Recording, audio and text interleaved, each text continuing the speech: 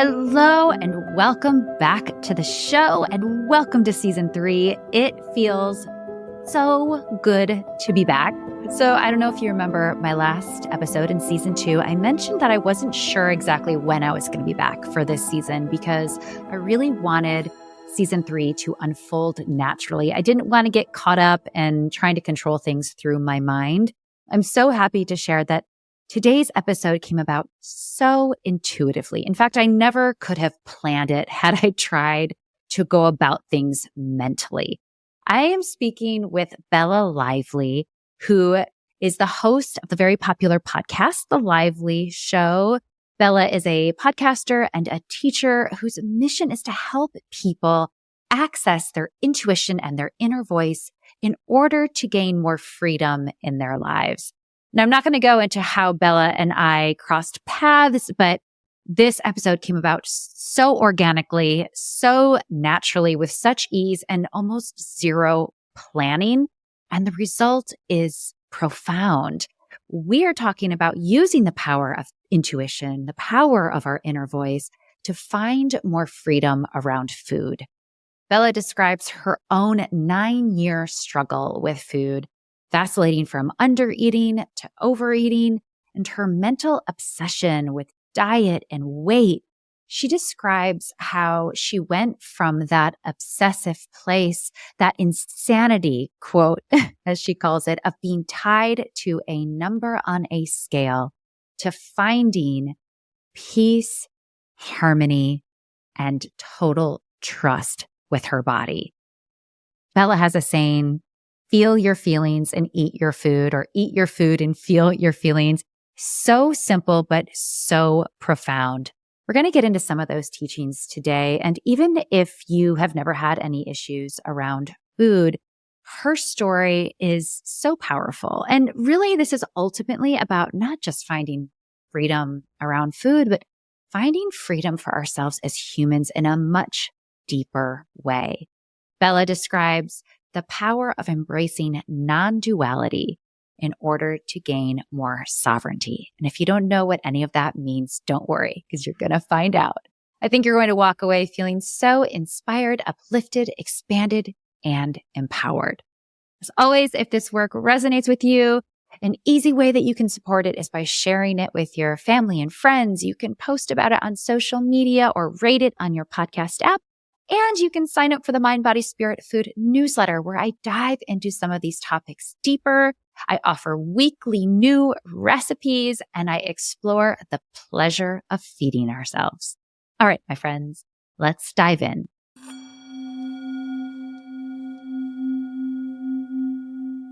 Hi, Bella. Welcome to the show. It is such a joy to see you and to have you on. Thank you for having me. I haven't been on another person's podcast in quite a while, so it's fun to do something new again. Thank you for having me. I'm so honored that you're here. You have been such an inspiration in my own life, particularly with teaching me how to access my own intuition and my inner voice. And it has changed my life. So I can't wait to get into some of that with you, particularly around food, because I know that's had a big role in your life as well. But before we go there, I'm going to ask you the first question that I ask all of my guests, and that is, what is your cultural background and how has that influenced your relationship to food? So my cultural background, I was raised in the United States in mostly Michigan growing up, and then I've lived around the world for the last 8 years. So at this point, I feel very multi-dimensional, multi-relational to many different cultures. But the core one that I had growing up was the United States. I wouldn't say that America per se had too much to do with it. I think there was a time frame in America, though, that when I was young, I'm 39 now. So when I was in high school, it was like 10 Things I Hate About You was hitting hard. I mean, Heath Ledger was like the dreamboat of my fantasies when I was a kid. But then the girls in those kind of movies were quite thin. So I do think there was a time frame in American culture that I was young and that was there. But I think the more I've done the deep digging in the concept of food and body image and my experience with it, I think it actually doesn't so much deal with the cultural, it's more of the ancestral lineage and the perception of thinness being ideal to my dad's parents, and then through those parents to him and to me. So that was definitely a focus. It wasn't about beauty. It was about intelligence, and fitness or thinness was what was valued by my father. My mom never had any conditioning whatsoever to give me or deny me. So there was kind of neutral on that side, but definitely on dad's side, I could tell it was good if I was smart and thin. So interesting, because I feel that very strongly. I feel that very strongly. If you don't mind, I know you've shared some of your history with food on your own podcast. Would you mind sharing some of that? Because I think a lot of the listeners will then be able to understand how the inner voice intuition comes into play, to hear that you also had a bit of a struggle. A bit is mild. I would say it was a massive struggle. It was actually the first major. I feel like the work that I do helps support so many people through so many different multifaceted issues in their life. And it's like my soul was like, okay, we're going to hit you through all of these for 5 to 10 years each. And you're going to have to go through these roadblocks yourself. And then as you do, you understand firsthand for half a decade to a decade of life on that subject. So I understand when people come to me with so many different issues, because I've had them all my own. So I've had the buffet of issues. And the first one that hit me most in my conscious awareness as a child was food. So from 15 to 25, it was just 9 years. So it was 1 year shy. Maybe it was ticking into 10, where I thought more about food than anything else in my life. I was obsessive compulsively counting calories. It was 1,600 calories. And I would recount the same foods that I ate that day in high school over and over and over again, like dozens of times, as if the number was going to change. And I prepare what I was going to eat for my snack in the afternoon or in the evening obsessively. Then I was running obsessively, so much so that I was really great at cross country and track, but just obsessively counting my miles, counting my calories, measuring my weight. Then those were the first 5 roughly years. So the first half of the decade was the restriction, and I lost about 40 pounds from my freshman year of high school into this obsession into sophomore year. Then I was borderline anorexic at that weight that I was. My 5th grade brother weighed more than me at that time as like maybe a sophomore in high school. I don't think about this stuff now because it's not in my reality, but I definitely know that there was some part where there was very, very thin. The doctor, I did a physical for basketball and all the sports I was doing. And he said, she's borderline anorexic. No one ever said anything. Friends or family watched the 40 pounds shed off of me. Or actually, no, at that point, it was probably only 20 pounds. Sorry, I haven't thought about this story in so long because it's so far in the rearview mirror of my life. But I ended up getting up to 40 pounds higher than this later. So let me just retract. I lost 17-ish pounds, I would say, or maybe 20 pounds. And that still was a big shift, but not 40 pounds. Then he said, she has to do something or we're going to take action. So the doctor was the first and only person to say something. And they thought, no, she doesn't have a problem, because I would say yes to eating ice cream. I remember my dad came up to me while I was running around the neighborhood one day and said, hey, let's go to Dairy Queen. And he wanted to check to see whether I would eat ice cream. And since I did decide to eat the ice cream, but I just put it in the 1,600 calorie budget. But either way, because I said yes to the ice cream, he didn't count it as a problem.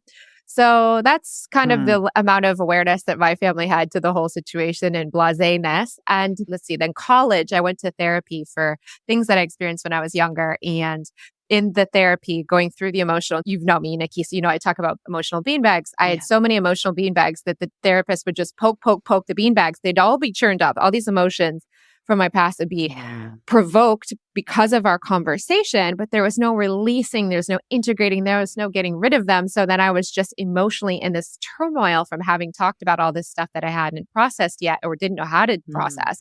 And all the talk therapy in the world doesn't change the beanbags. It just talks about the beanbags that are there so you can name them and know where they came from and how they get poked in the future, but it doesn't remove them. So when I went home after the therapies, I'd be so miserable. I'd eat candy bars and binge eat either Ben and Jerry's ice cream. I would like eat the whole like half pint or whatever. There's little pint things you could get at the convenience store in the college dorm. And I would just like let the ice cream melt and then eat all of the half-baked cookie dough and brownie batter. And just somehow I was like saving calories by letting some of the ice cream melt off and not eat that part of the ice cream. It was just wild. So then I would go to like, Olive Garden. Remember that? All you can eat Olive Garden. I would go there and I would binge eat until I was so stuffed I couldn't even sit up straight. And so because thankfully I was afraid of vomiting, I would lay with my legs at the wall is what I figured out how to handle my terrible discomfort from the amount of food that I ate. So that was the swing up, the 40 pounds. So then I went from the anorexic side to the 40 pounds higher. The middle balance point, my body's natural set point would have been right in the middle between those two extremes. But for the 9 years, I swung 20 pounds lower and 20 pounds higher, roughly from that place. And yeah, it consumed my whole life. I tried Weight Watchers when I was in the high scale side of things. I ran marathons to lose weight twice. One, I didn't change my eating patterns at all. And I realized I didn't lose any weight. So I just ate more cinnamon rolls after each run. And at the second marathon, I was like, oh, I think I have to eat the same amount of food and just run more. Shocker. So anyways, it was a shit show. Can I just tell you, Nikki, that's, I haven't thought about it in a really long time, but it was all consuming at that decade of my life. It's I've shared my own story, and I was borderline anorexic in my late teens and early 20s. And it's so interesting what you say, because it becomes this obsession. And food for me has always been my greatest joy. I mean, this is why I do what I do. I was the kid watching Jacques Pepin on PBS instead of cartoons. I have always had a passion, but when it switches, and when the mind takes control, it becomes this obsession, and it became the biggest stress in my life, which I'm so grateful for that. I want to just acknowledge those younger selves of you and I, because it certainly brought us to where we are today. I do this work largely because of her. So I want to thank her. I want to thank your younger self. Can we circle back really quick to the emotional beanbags? Because I think that'll probably come up as we start to talk about how you navigated out of that. But can you just describe what that is for some of my listeners who don't know your work? Yeah. So when I do my work with my clients, basically I help them use their awareness to connect to their intuition, or I call it their inner voice. As they do that, it sometimes is hard for them to connect to their inner voice because of what I call emotional beanbags that seem to be like stuff on top of the table, covering up the intuition and inner voice's guidance underneath. So the intuition is present within everyone, but not everyone realizes it's there, because some people, more than others, everyone's a different table, so to speak, have different junk on top of the table. And so once they learn how to clear those emotional quote unquote beanbags, now the reason I call them beanbags is confusing, but once you get the hang of it, you're like, yeah. It's not actually a beanbag. Eckhart Tolle called it the pain body, but I read that book 35 times probably and never understood what he was talking about specifically when he used the word pain body, until I had my own releasing of tons and tons and tons of my pain body. And the very, very, very first one felt like a beanbag was being removed and pulled out of my belly button. I was very uncomfortable, very scared and confused at what was happening. But then as it came out, I felt this huge liberation and this emotional release. And then it just started happening all over my body. And I was like, oh, that is what Eckhart's calling the pain body. But the word body and pain confused my mind. I used to think of it like a boogeyman was going to take over my body, rather than realize once I could isolate these emotional packets of stuck energy as shapes floating around, it feels like, around the body. And so most people never have a beanbag specific shaped emotion. They'll have the feeling of grief in their chest and the shape is like a rope, or they'll have a watermelon of anger in their belly. They'll have lots of fruits and footballs kind of thing, soccer balls of anxiety in their shoulders. They have these different shapes of different emotions. And when I get them to shift into their awareness out of their mind, because your mind cannot sense an emotional beanbag. It knows you have an emotion present, and the mind can go to a story that connects to the emotion, which is what therapy is all about. Let's talk about these pain points and let's talk about where they came from or what's poked them recently, but it wasn't removing them. And so because for good reason,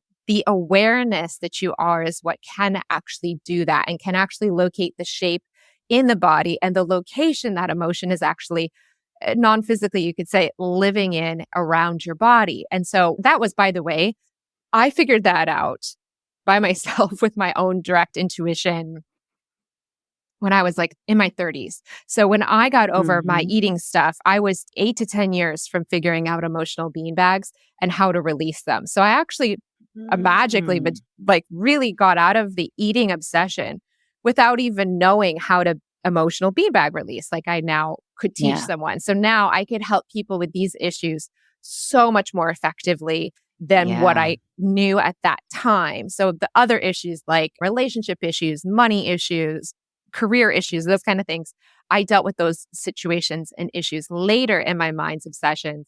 And so as those other layers, like emotional beanbag release, how to use your inner voice really well, those all became skills that I had. I could apply them, but they still also would apply to body just as well. I just didn't Yeah. have all those tools yet in my own toolbox at the time I faced them.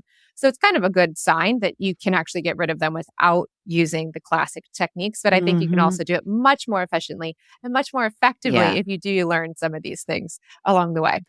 Yeah, no, absolutely. Because like you, when I was in my early 20s, I started going to talk therapy. And it was so interesting what you said because I just cried the entire time because the food was not the issue. The No. issue was a lot of other stuff that went far deeper. And interestingly, I think it took a lot longer to heal because, like you said, I started to recognize what those things were, but I didn't quite know how to digest it, how to get it out of my system. Because as you describe, the emotional beanbag is this stuck energy. And unless we know that, when you have that power of being like, oh, I can go into that energy and I can help it dissolve, I can dissolve it, then it's so much more efficient. Yeah, It then you don't becomes have like the this emotions. superpower. Yes. So Yeah. let me tell you, Nikki, my experience was, okay, talk to the therapist about stuff that happened when I was younger that I didn't ever speak about before. So it's like bringing up Yeah. this for the first time. It's all personal stuff to my family, so I don't speak about it publicly because it's other people's business, not just my own. I'm fine to talk about it Yeah. because it involves others in my family that are very private. I don't talk about it. But I will say that as I was poking at them, and you might have had for whatever issues that you were dealing with, you were basically like me, talking and poking at them. But then after the session, it's like, I don't know what you did, but I just felt terrible and I felt uncomfortable from all these emotions that were weighing on my emotional body. And so I wanted to make those go away. And so my mind's way was, instead of eating my food and feeling my feelings, I ate my feelings. I thought that the feelings would go away, at least for the 5 to 10 Mm. minutes I was eating the candy Mm. bars or the ice cream. And yeah, I was distracting myself for like 3 to 10 minutes. It's not even that effective of a tool. But then I would feel gross because I'd binge eat the sugary stuff to get Yeah. the serotonin boost, probably, or the endorphins of the sugar. But then I would crash, because not on the sugar crash, I'd crash on the fact that I just stuffed my body. And then I would have a more emotional beanbags because then I judged myself and Yeah. felt guilty for what I just did. So people really ultimately need to stop eating their feelings and feel their feelings Mm. and eat their food. That is the number one issue, at least looking back at my 9 years. What I was doing was trying to either control my body, which was going to make me happy, or it was going to be trying to distract and avoid emotions. But then actually I would double it up because I'd have even more beanbags from the eating that I just did and feeling bad about it after. Yeah, it becomes this cycle, but that's so clear. Feel your feelings and Don't eat eat them. your food. Food. Don't I eat your know. food. And I think we all there is an undeniable aspect to food that provides comfort and nourishment and nurturing. But I think that can be a really, really beneficial thing if we're present for that, if we're intentional about that. And so it's like if we eat because we want to give ourselves nurturing and comfort, that's a very different thing from eating to escape.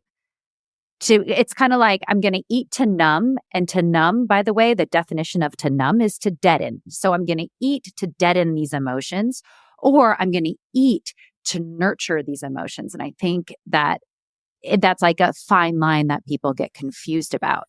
And nurturing is something that feels good on the body.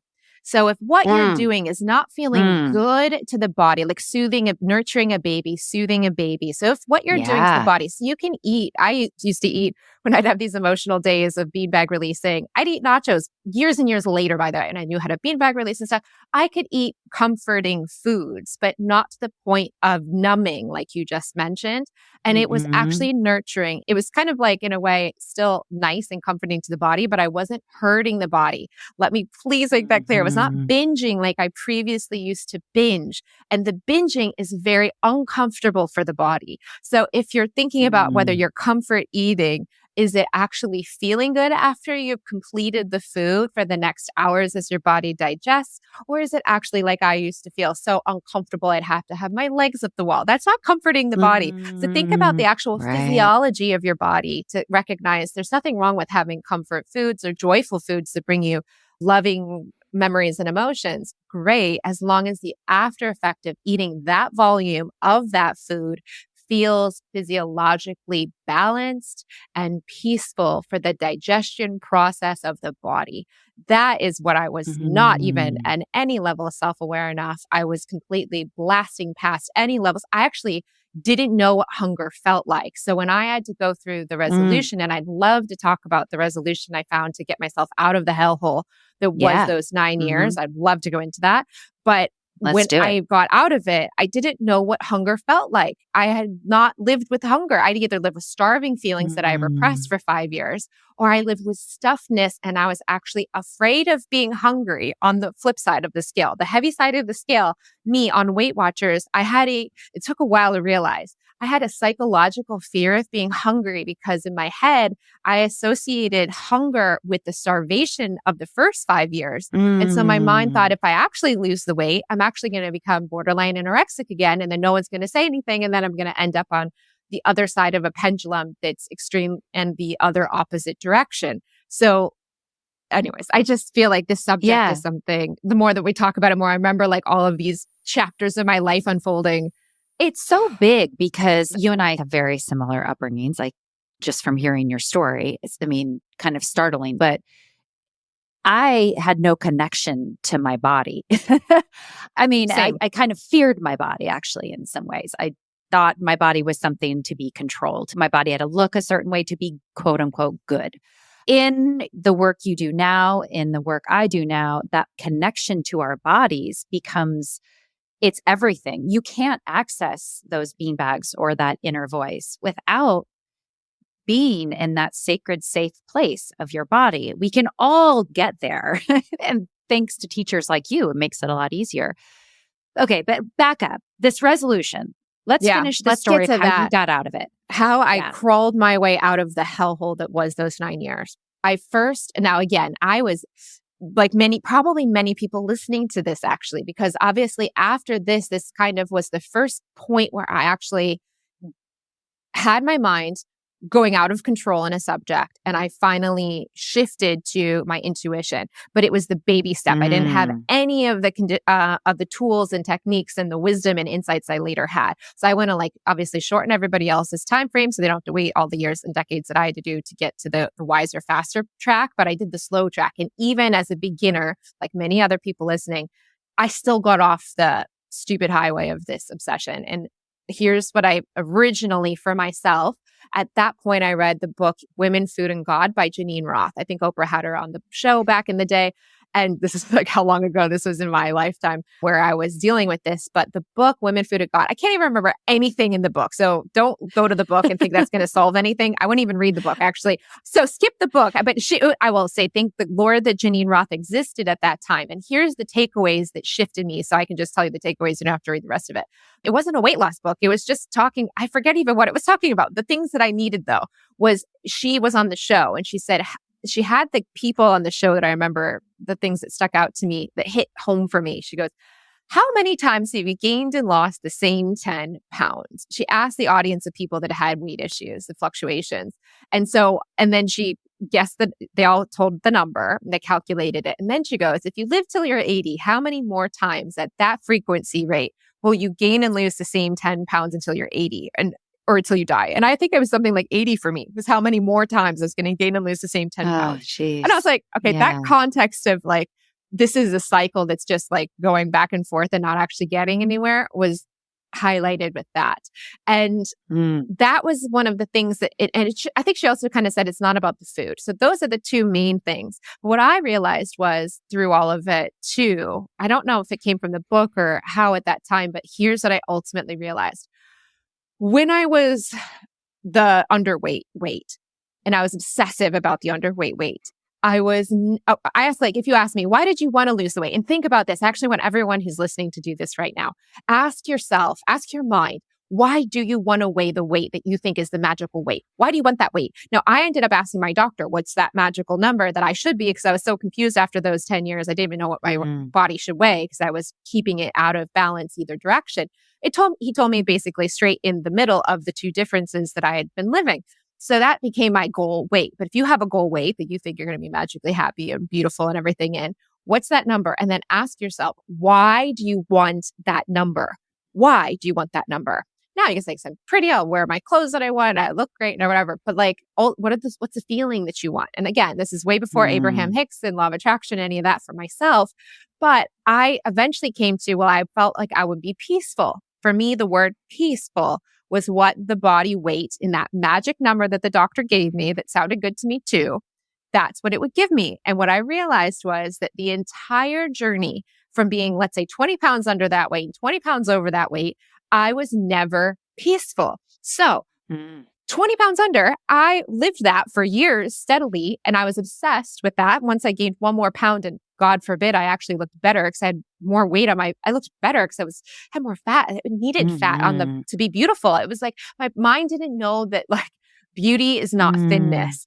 Beauty can be at any size, but it also, when you're restricting your body, it's not beautiful. When you restrict the energy of a restricted body or an excessed body is not a visually harmonious effect to the body. So you can be any scale size, it doesn't even matter, and be beautiful. But if you're in a state of non-harmony with the body, the reflection on the body, so the body is going to reflect the inner state of being. So if you're in harmony with your body, it'll reflect a beautiful shape and proportion. It'll exude beauty. But if you're in this control factor stuff like I was for the under or overeating side of things, it doesn't look beautiful because it's reflecting the intent on the inside, which is control or disgust. So it's all actually going to show up, and actually other people are going to actually be able to perceive. That's why if you see someone with a severe eating disorder, you look at them and you're like, it looks disturbing in most cases because you can tell that is not the way the body is, thriving under, but also that's because the intent inside, the consciousness that lives within them is coming from this place that is not in a state of harmony and balance. And so the body is actually just a mirror reflecting. This was a huge insight for me in aha. I was just reflecting my intent on the inside the entire time. It wasn't doing it wrong. It wasn't doing it right. It was just a mirror reflecting in the external world, my inner world. So when I was on the thinner and younger, when I was thinner side, I was never peaceful because I was afraid I was going to gain weight. And so even when I was underweight, I was not peaceful because I thought, I could gain weight any day now if I don't control this. And then when I was on the big side of the scale, I was afraid because I thought I'd never lose the weight. And so even if I was in the magic number, I'd be afraid of gaining weight. And so I'd never be peaceful. And I was like, wait, there's no number on the scale. There's 0 numbers between the 40 pounds or 40 beyond or 40 below. There's actually 0 poundage that ever will lead to peace. So if your number is 120, if your number is 140, if your number is 160, it doesn't even matter, 155, it doesn't even matter. But whatever number it is, I guarantee you it will not be a number of peace because the number will always be changing. Every single day when you go to the bathroom, it's going to change. It's literally impossible to keep your body in the same number every day. So for you to get the idea of peace out of that number is impossible because you're going to have to be controlling the impossible, like trying to keep the water in the ocean levels always the same. It's literally a fool's errand. So when I realized that about my own numbers, I finally realized, no number is peaceful. And the whole reason I want this is peace. So I need to stop looking at a number for peace. And I gave up the fight. And I remember I was in an express clothing store.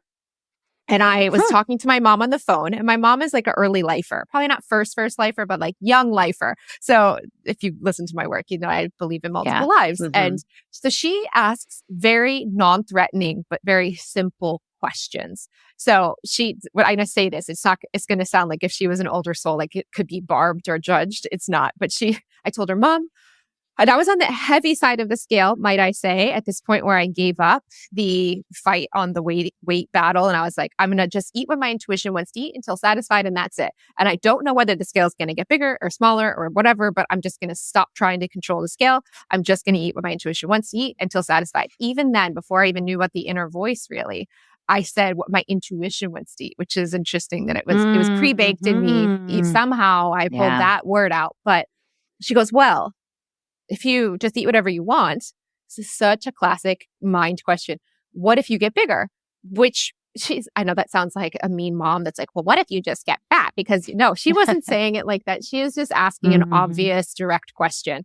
And I listened to the question. I was like, I could eat whatever my intuition wants to eat until satisfied and feel I get bigger. That could happen.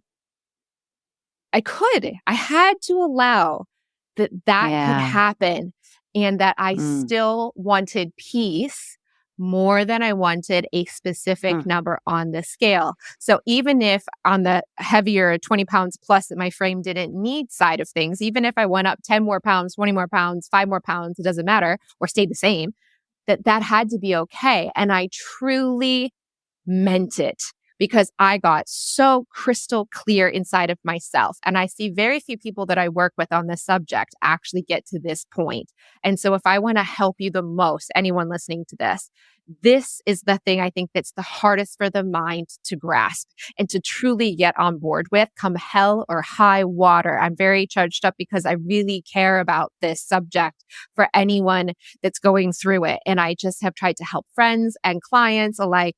And this piece of it, I can't impress into somebody. It has to come from hitting the core of you and your mind, even in its own control tactics and stuff, has to see the insanity that is thinking that a number and a size or a number in your genes or whatever the hell your mind's obsessed with is actually going to lead to the emotion of peace. It's not. And if you just go for peace no matter what, and you've listened to your intuition is what I picked, no matter what, even if it went high, even if it went low, but you're going for peace no matter what, you're free.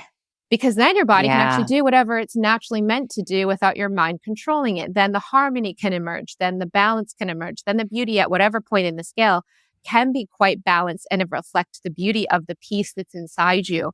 Over time, as I did that, at first, can I go through the stages of this, Nikki? This is amazing. I love it. Okay. So then what I first did was, peace is what matters, no matter whatever else. So I stopped doing Weight Watchers. I stopped calorie counting. My mind could probably still tell you the calories for every single food that it's ever eaten because I think it's still probably lodged somewhere in my brain. Wow. But thank the Lord, it doesn't ever occur to me to consider that now. But I had to deal with a few things. There were stages to this reintegration process I unknowingly stepped into.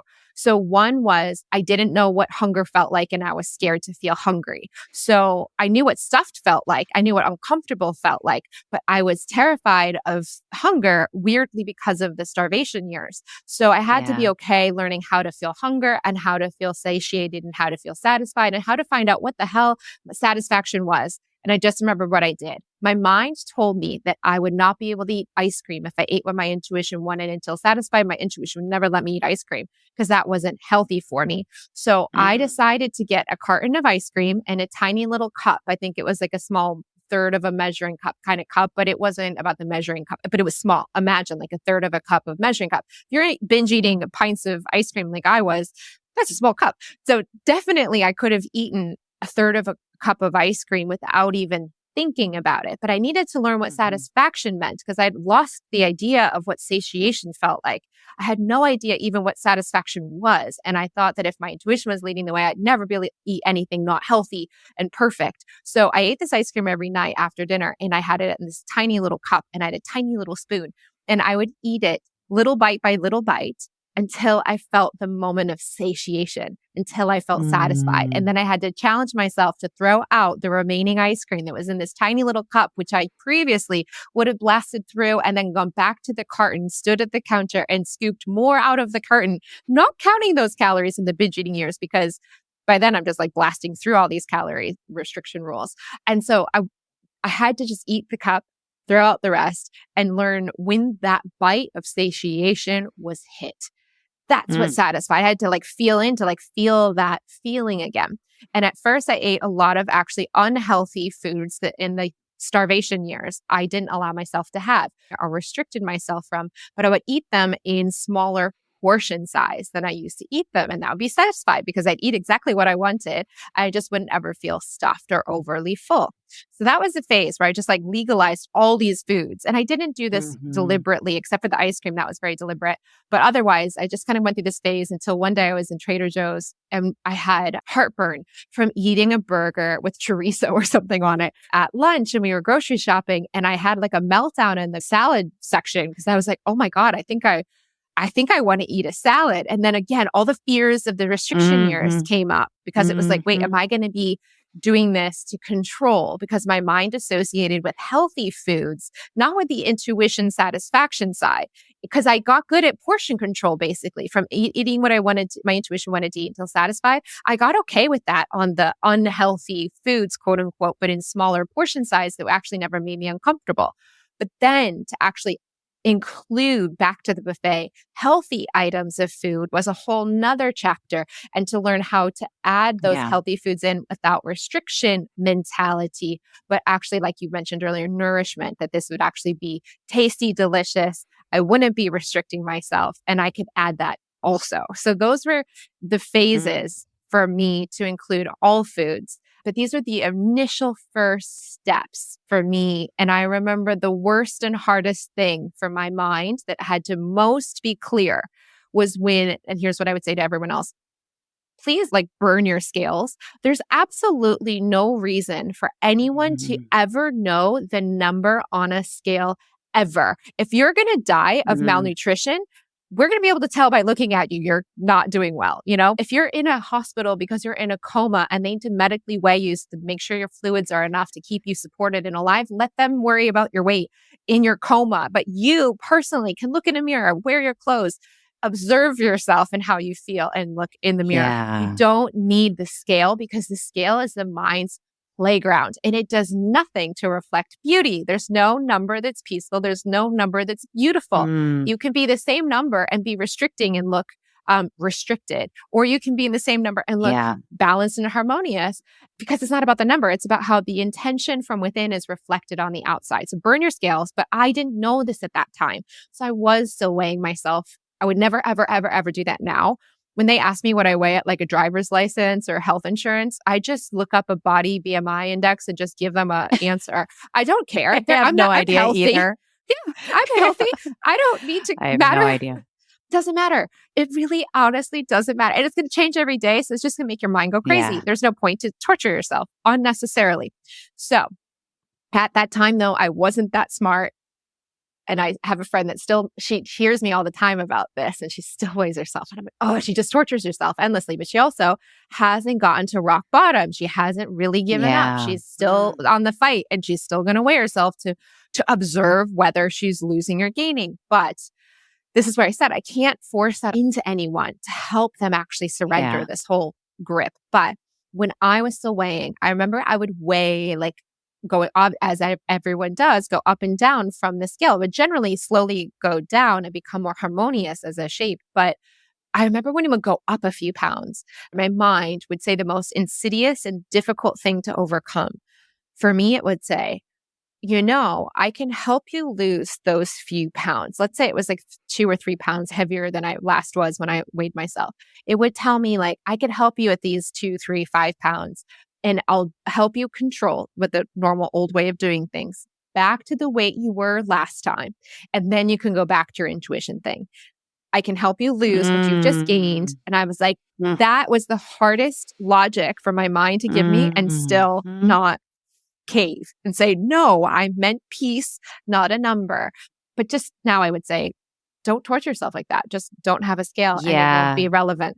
Yeah, it's so interesting. That's something I wanted to highlight because when I had this eating disorder therapy, finished college and really thought I was healed, moved to New York City with my then boyfriend, who's now my husband, eventually went to culinary school. And it was like the pendulum swung the other way. And I just wanted to eat all the things and do all the things. And it was really fun. I have to say it was really fun until I developed some health issues. And it's so interesting because one of them was indigestion. And I was so afraid of healthy food. Ironically, isn't that funny? Just like you. And I've never really thought about that, but it was like, I was afraid of having to go back and like look at my diet and eat what society deems as healthy because I had wanted to get out of that conditioning so bad. But then it was so amazing because I realized I could find my own way. And there is no such thing as healthy versus unhealthy. It's just what, I guess there's no blanket approach to that, for me, I think it's just incredibly unique. It's like what my body, what my body wants. And I also want to say to those listeners, we all will fuck up. Like we are not perfect. We're not meant to be perfect. So there will still be times when we eat too much food. And instead of like going back to that mental control, fix it, it's like soften and have compassion and be like, okay, honey, like it's okay. Your body's going to know how to balance this out. Like you will refine that harmony, even if you just put yourself through like a major situation or whatever it is. Yes. And in my work, I've realized, especially in the last year, it's become super clear to me the duality of this reality. So this is something you hear in the Buddhism and the spiritualist paths, but like it wasn't relevant to me until it was relevant to me. And in the last year, it's become hyper relevant to me in terms of helping people. So I use the word the pendulum a lot. So if you think of a necklace or a pendulum, if you know what a pendulum actually is, but if you just think of a pendant on a necklace and you hang it in front of you, kind of like the hypnotism where it swings back and forth, like you are getting very sleepy and it goes back and forth. Everything in this reality often almost every single thing in this reality, I would say everything in this reality kind of has a spectrum, right? There's the high or the low, the black or the white, the Republican, the Democrat. There's a duality to this reality. And so I lived and you lived, it sounds like, or you were afraid of going back to the pendulum swing back after you went to culinary school. You swung into allowing all of the delicious food, but you were afraid to swing back. Okay. So what you as listeners might be doing and watching is I live for half the decade on one side of the pendulum. Then I lived on the other side of the pendulum. Then I broke free and got clear of the pendulum, and you have as well. But if you're going through this process, and right now you guys might be on one side of the pendulum and maybe you swung like we did. So maybe you're on the other side than the one you used to be on. But if you're on either side of the pendulum, when you break free and you are clear, what you get to do is cherry pick the best of both worlds, of both sides of the pendulum. So let's say, I know you're American, Nikki, and I grew up there. So let's say what's really hotly contested in the US, politics right now. Even saying that, I'm happy I'm in the UK when I say that. So, okay. So like I can say it from abroad and say, I've been gone for 8 years, but I've watched the story of the pendulum of politics from afar. So here's what I would say. So everyone's like so identified with one or another and then rejecting the other, just like the food, the binging or the restricting. So what you want to do though is actually realize there's no perfect politics and there's no perfect side of like restriction or binging or that stuff either, or healthy versus unhealthy food or whatever it is for you. It's actually just saying, oh, I'm going to take the things that I love out of Democrat the ethos and the Republican ethos. I don't have to be either. I don't have to identify as a side of a pendulum. My God, your consciousness creating all that is. You're certainly not a Democrat, a Republican, a binger, or an anorexic. You're just consciousness experiencing these dualities.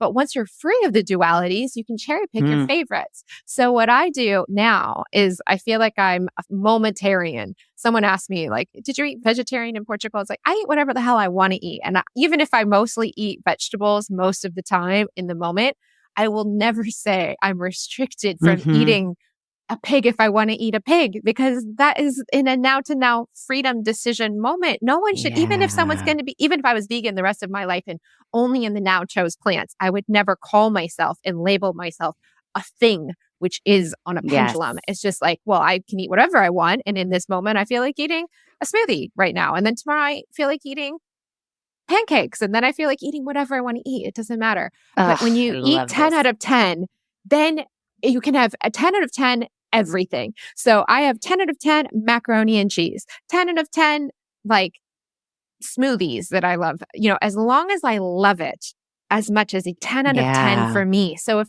I don't eat beets very often because they're like a 7 out of 10 for me in most preparations. So I don't really eat them, but I love like a veggie burger. I love those like Impossible burgers. Those are 10 out of 10s for me. So every like now and then when I want one, I love that. And I also love, and that would be something that my mom would be like more the fun macaroni and cheese. That's really good. 10 out of 10. If it's a really good macaroni and cheese, I eat it. If it's my dates with honey, almond butter and blueberries in the morning, it's a 10 out of 10. So I eat it. If it wasn't 10 out of 10, I'd eat chocolate instead.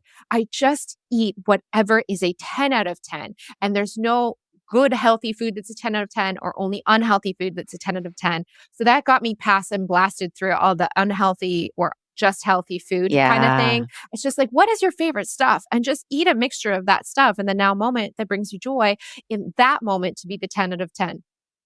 It's so much simpler. I love this so much because it's breaking us all out of these labels. Our mind wants to control. Our mind loves a label. It likes to feel safe. It wants to have this be good and this be bad. And you know what that does?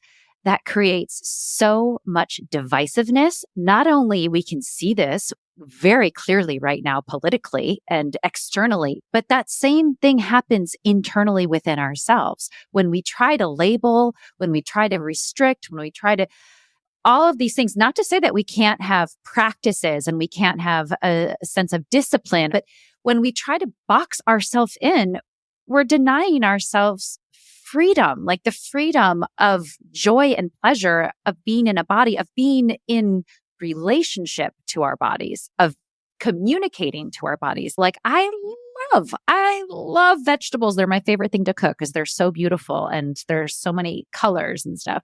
If that's all I ate, I wouldn't get as much joy out of it. I just want us to break open. And while it can feel scary to be free, you get to be free. So in the political version, which I brought up, and I know it's a hot topic for Americans listening, but I remember I was in college in a class in DC and they talked about this. They said and I think it's probably still true, even though it was a very different time, 2007, but I still think it's probably statistically a bit similar. It's just more stigmatized to talk about politics now than it was then. But they said the majority of Americans are actually fiscally conservative and socially liberal.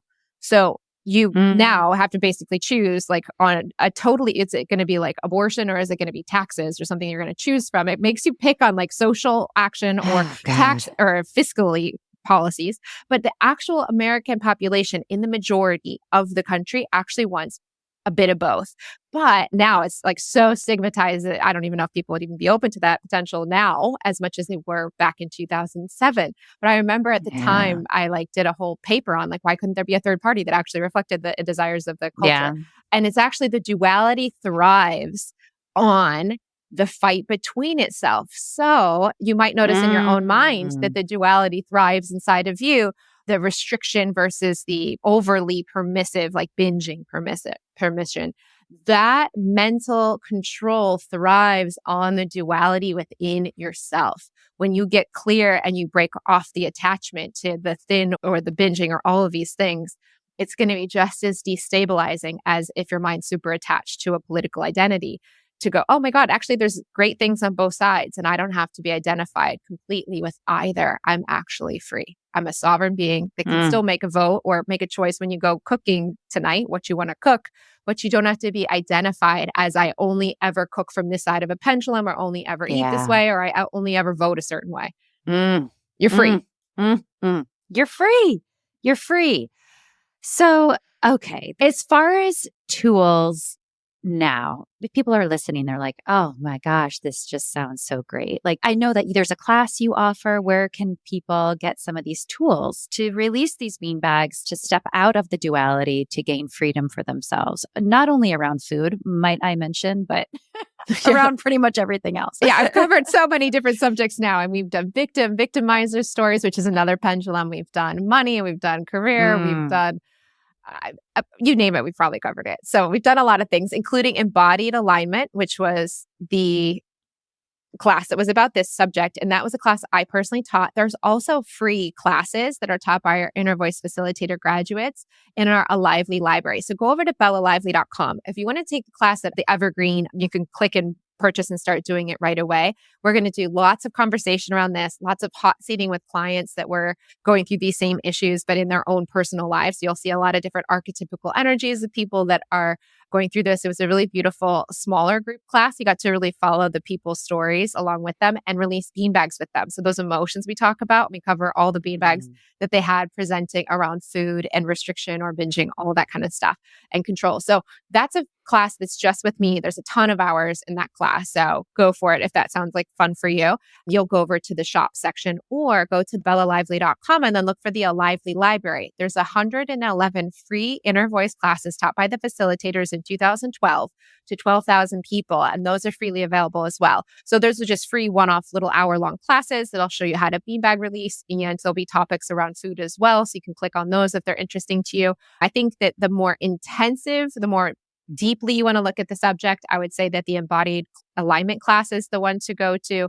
But if you want just kind of light grazing, see if it feels like you even like the beanbagging stuff and all that kind of thing, go over to the library and take those free classes. Thank you so much, Bella. I have one more question for you. Yeah. And this is how I end every episode. And it's a fun one. And it's going to be a fun one because in hearing you say, I know that like me, I say this all the time, my answer changes literally by the hour. So in this moment, in this now moment for you, Yeah. it's your last meal on earth. What would it be? Oh my gosh. I think it would be, I was debating between two things that came to mind. I think it would be macaroni and cheese. What the hell? I'm excited to leave. So I'm like, wait, why am I making this a big deal? Like, what would I want to eat just before I go? I guess macaroni and cheese. Like, that would be good. With truffles in it. Awesome. Yeah. Oh, that is funny. I have a newsletter coming out where I was just sharing one of my winter favorites is a little truffle oil and mac and cheese because it makes me feel luxurious and it's just delicious, especially when it's so cold and gray out. So I love that answer. Yeah. Thank you for having me on the show and letting me rant so much. Oh, no, I think it's so expansive for everyone who listens. And you bring a very human side to something that it's a big topic. And it's a topic that actually, as we have discussed, gets a little bit spiritual. We're talking about consciousness here, actually, at the end of the day, believe it or not. But you guide people in such a human way towards that. And I'm really grateful for the work that you do. Oh, thank you. I appreciate it. And I'm happy to help because I understand this subject for almost 10 years of my life. This was ruling my mind. And so to help anyone else not have to go through a decade or multiple decades in this kind of place is a great honor for me. Thank you so much for listening. If this work resonates with you in any way, you can support it by leaving a review or comment or sharing it with friends. Also, you can sign up for the newsletter, Mind, Body, Spirit, Food. And by becoming a paid member for just $5 a month, you help fund this entire project. Thank you so much to all of you who are already subscribed, especially to those paid subscribers. This work could not happen without you. I'm Nikki Sizemore, and as always, remember to nourish yourself with intention and love.